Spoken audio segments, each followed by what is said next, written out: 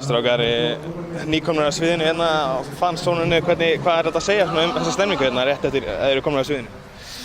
Stemningun hérna? Já. Það er alveg classic að segja þetta ólýsanlegt, en þetta semi-ólýsanlegt. Ég hef aldrei farið út, hvorki með fótbolta né körfuboltanum, svona út, og verið með aðdáendunum fyrir leiki í fjarlægu landi.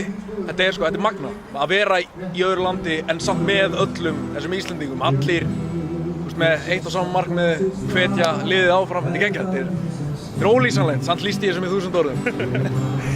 Það var náttúrulega líka Íslendingapartí í gær og það var alveg ágætis stemningar. Já, voru 1500 manns, heyrði ég, cirka, á klúbbnum Circus í gær. Geðveik stemning og SS Soul með alveg klikkaball. Ég ætla að spila í 2 tíma eða eitthvað. Já. Þetta er næs, maður.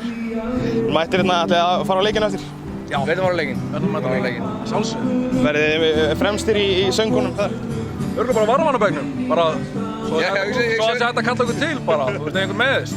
Þá erum við hana. Úlfur er mjög góður í körfu, sko.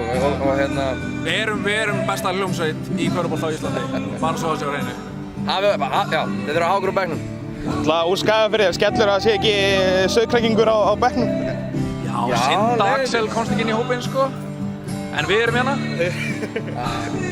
Arnar Treyjan sem þú ert í 666, Helgi. Bara, þetta er svona talan okkar, sko. Svo er ekki byrjað að bendla hana við Satan, en þetta er svona talan okkar, sko. Satan stál númerinu.